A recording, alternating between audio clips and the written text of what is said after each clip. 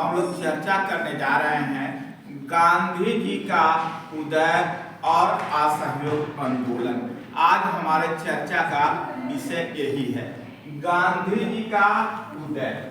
पहला अध्याय यही है, गांधी जी का उदय और असहयोग आंदोलन। क्या पढ़ना है? असहयोग आंदोलन।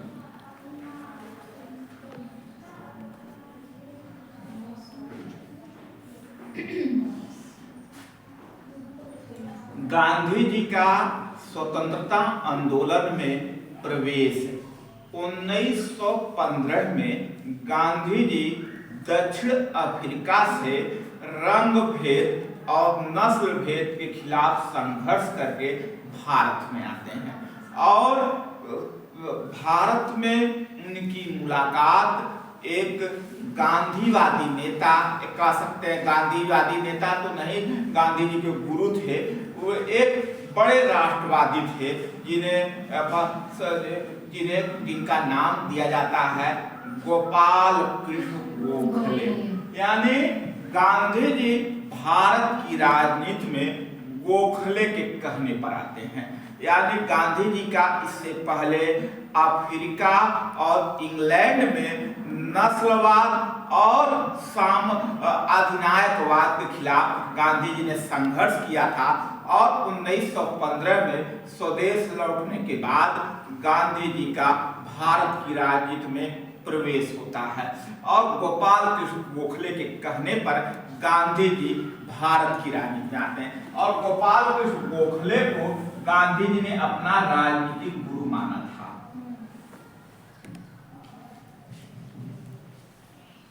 गोखले यानी आपसे पूछा जा गांधी जी के राजनीतिक गुरु कौन थे, तो आप गांधी जी के राजनीतिक गुरु कौन थे?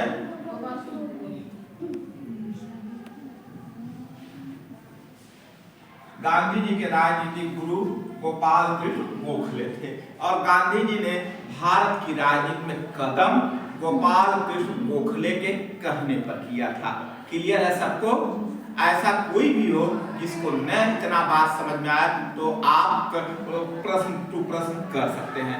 अब हम प्रश्न उठता है, गांधी जी 1915 में भारत की राजनीति में प्रवेश किया और गांधी जी का जो पहला जो 3 सत्याग्रह थे, अब पहले 3 सत्याग्रह थे, वह सत्याग्रह गांधी जी के स्थानीय स्तर पर थे। पहला जो गांधी जी का संघर्ष रहा चंपारण में। कहाँ था? चंपारण में। और दूसरा गांधी जी का संघर्ष कहाँ रहा? अहमदाबाद। कहाँ था? अहमदाबाद। और तीसरा था खेड़ा में। यानी गांधी जी के प्रारंभिक 3 सत्याग्रह अथवा संघर्ष, पहले चंपारण, दूसरा अहमदाबाद, तीसरा खेड़ा में थे। अब हम लोग चंपारण चलते हैं। कहाँ चलते हैं? चंपारण। कहाँ चलते हैं? चंपारण। हाँ, चंपारण सत्याग्रह यह गांधी जी का पहला सत्याग्रह था। गांधी जी का पहला सत्याग्रह यह मार्च 1917 में होता। कब होता है? मार्च 1917 ईस्वी में। चंपारण कहाँ है? आधुनिक बिहार के मोतिहारी जिले में। कहाँ है? बिहार के मोतिहारी। और यहाँ की समस्या क्या थी? गांधी जी चंपारण की यात्रा पर 1917 में गए थे। कब गए थे? 1917 में। और गांधी जी किसके बुलावे पर गए थे? एक गांधीवादी नेता थे, राजकुमार शुक्ला। राजकुमार शुक्ला के बुलावे पर जाते हैं। किसके बुलावे जाते हैं? राजकुमार शुक्ला। हाँ, गांधी जी मार्च 1917 में चंपारण गए गांधी जी का पहला सत्याग्रह चंपारण में हुआ और एक गांधीवादी नेता राजकुमार शुक्ला के बुलाए पर गांधी जी चंपारण की यात्रा पर गए। गांधी जी चंपारण की यात्रा पर गए। क्लियर है कंठाठ है आप लोग को? अब हम वहां गांधी जी ने क्या काम किया था आज हम इनको जानेंगे। गांधी जी ने चंपारण सत्याग्रह में क्या समस्या क्या थी? समस्या थी तीन कठिया पद्धति। क्या समस्या थी? तीन कठिया पद्धति।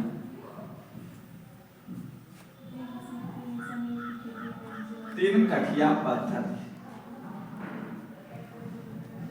यहाँ के किसान तीन कठिया पद्धति से पीड़ित थे। तीन कठिया पद्धति क्या है?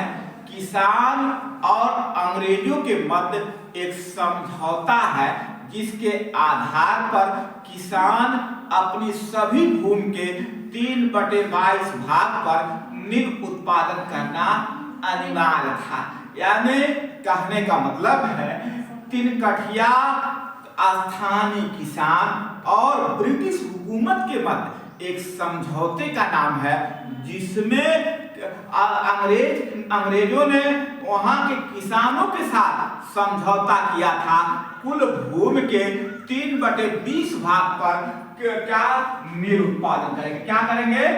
नील उत्पादन। नील क्या लगाएंगे? नील। नील की फसल की खेती करेंगे। अंग्रेज लोग नील क्या करते थे? यह नील यहाँ से खरीदते थे और जर्मनी को भेजते थे। आप सभी लोग जानते इतिहास के लोग हैं 1914 से 1918 तक दुनिया में फर्स्ट वर्ल्ड वार चल रहा था जिसमें इंग्लैंड और जर्मनी आमने सामने लड़े थे। ऐसे में इंग्लैंड के द्वारा भेजा गया नील जर्मनी लेने से इनकार कर दिया जिससे यहाँ के किसानों की जो लागत थी वह नहीं मिल पा रही थी। इससे किसानों में आक्रोश था।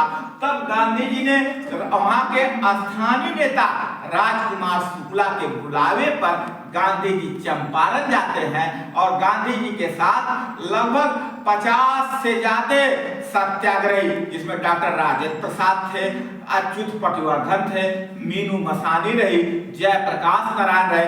ये सारे लोग मिलकर गांधी जी के साथ कदम से कदम मिलाकर सत्याग्रह किए और तीन कठिया पद्धति को गांधी जी ने समाप्त कराने की पहली सफलता प्राप्त की। यानी गांधी जी ने पहला जो सफल आंदोलन रहा, पहला जो सत्याग्रह रहा वह चंपारण का था।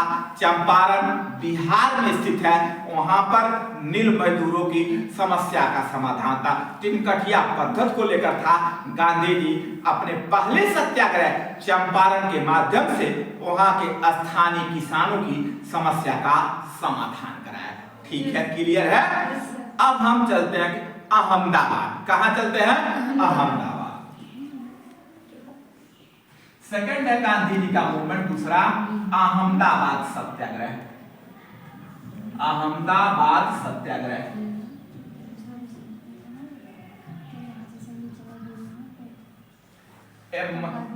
1918 में होता। कब होता है?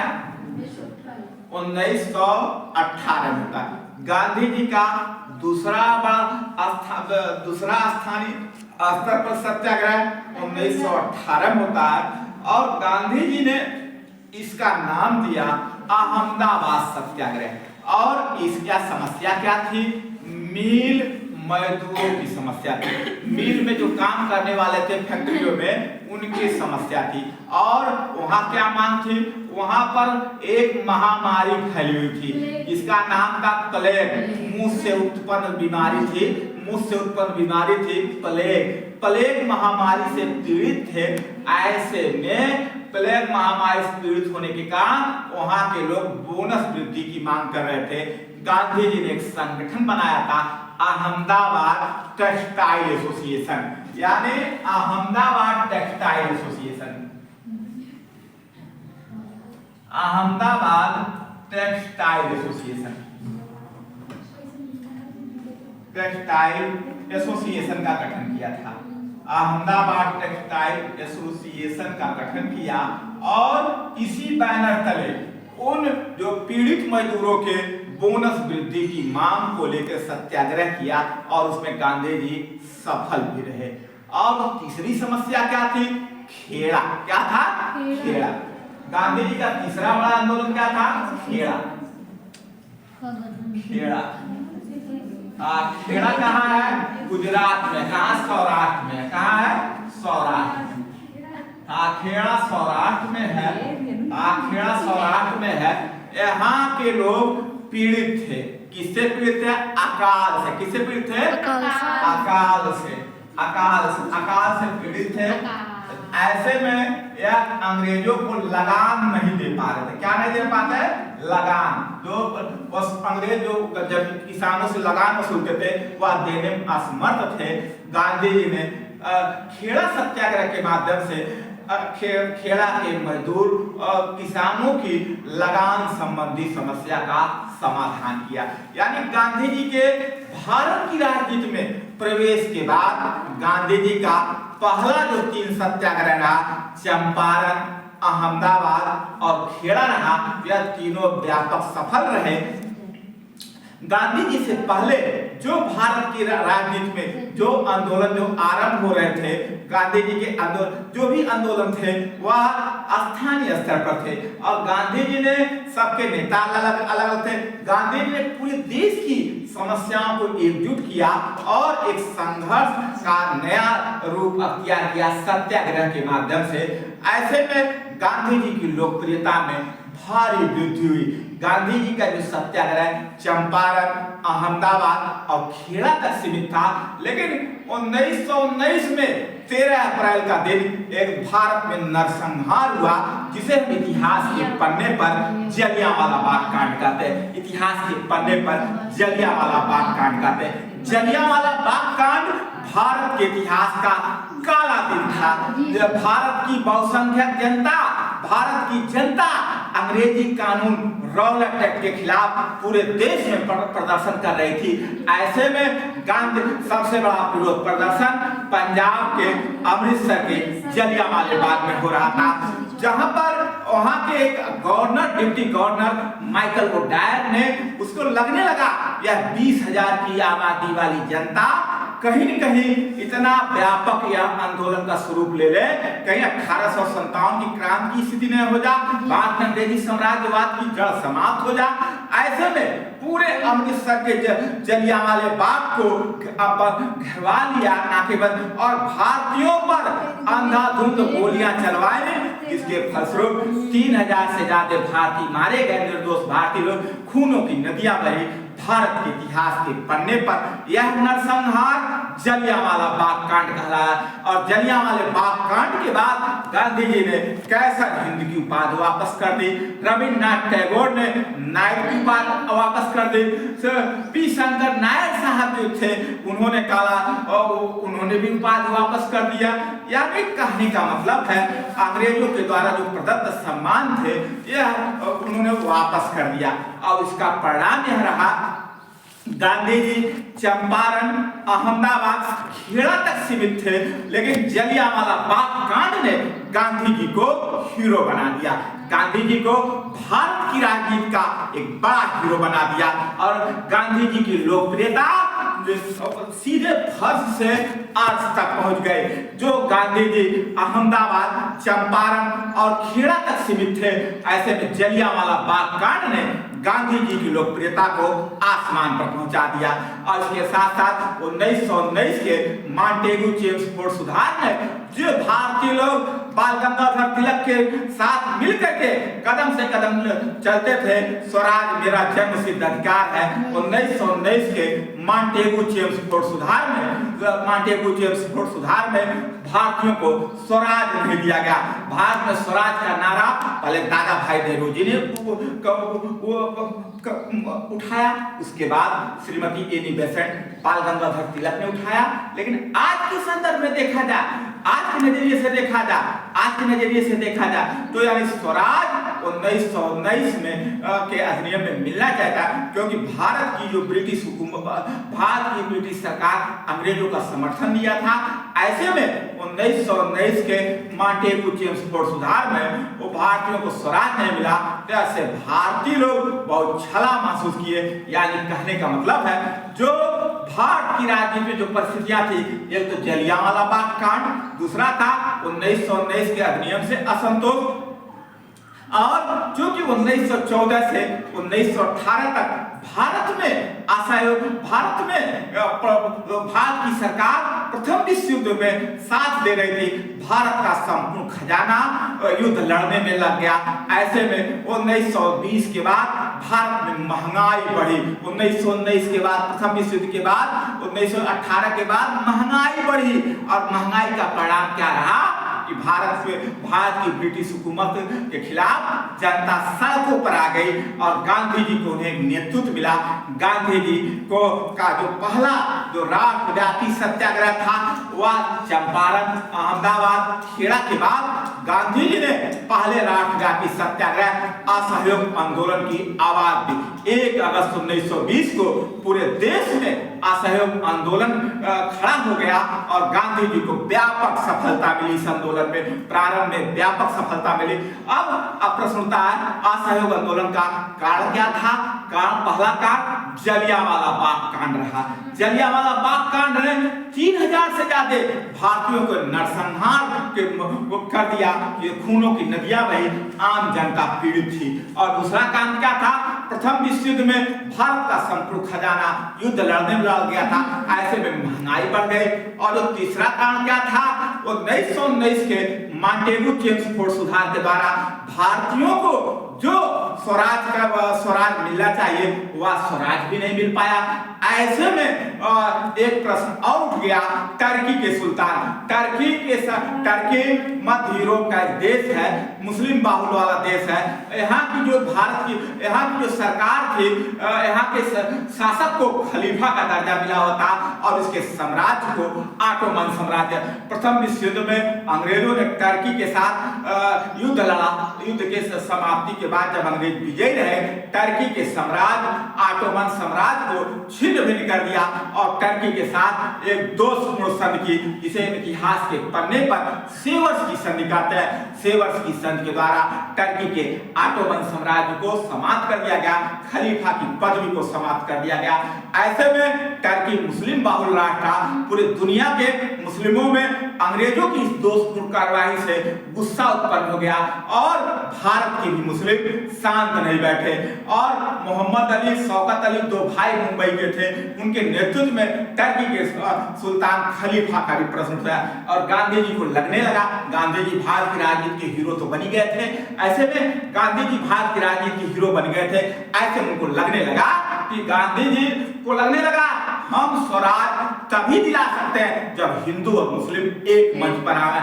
ऐसे में गांधी जी ने नारा दिया, रघुपति राघव राजा राम, पतित पतामन सीता राम, ईश्वर अल्लाह तेरो नाम। ईश्वर और अल्लाह को एक तराजू पर तौलने का काम गांधी जी ने असहयोग आंदोलन में किया था। यानी गांधी जी के पहले भारत के समाज में विकृतियां थी, हिंदू मुस्लिमों के बीच सामाजिक दूरी कुछ अलग अलग थी। ऐसे में गांधी जी के साथ यह एक बड़ा प्रश्न था।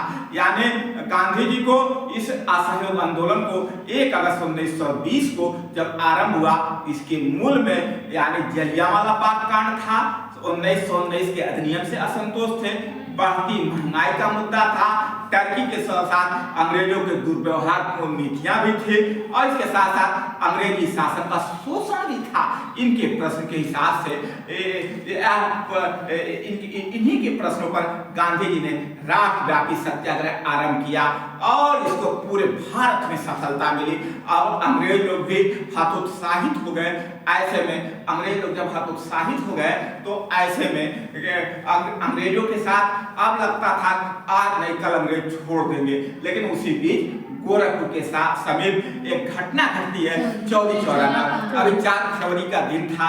4 फरवरी को सायं 5 बजे 4 और 5 फरवरी को 4 फरवरी को घटना घटती है। 4 फरवरी को घटना घटती है और 4 फरवरी को जिसमें भारत की वहाँ की स्थानीय जनता एक पुलिस वहाँ की पुलिस कर्मियों के साथ एक संघर्ष होता है और गांधी संघर्ष होते हैं और इसमें एक दरोगा गुप्तेश्वर सिंह समेत 19 पुलिसकर्मियों की मृत्यु हो जाती है। 19 पुलिसकर्मी जिसके फलस्वरूप गांधी जी ने राष्ट्रव्यापी सत्याग्रह को स्थगित कर दिया था। गांधी जी ने राष्ट्रव्यापी सत्याग्रह को स्थगित कर दिया। यह गांधी जी की राजनीति की बड़ी भूल थी। इसकी आलोचना भी होती है। यानी जिस जलियांवाला बाग कांड ने गांधी जी को आसमान पर पहुंचाया, वही चौरी चौरा कांड ने गांधी जी की लोकप्रियता को धराशाही कर दिया। इसके बाद गांधी कांग्रेस में भी फूट पड़ गई। भारत में क्रांतिकारी आंदोलन का आगाज हो गया। सरदार भगत सिंह, सुखदेव, राजगुरु जैसे लोगों का उदय भारत की राजनीति। यानी चौरी चौरा की कांड के बाद भारतीय आंदोलन की दिशा और दशा को बदला। यानी चौरी चौरा कांड ने गांधी जी के द्वारा चलाए गए पहले राष्ट्रव्यापी सत्याग्रह को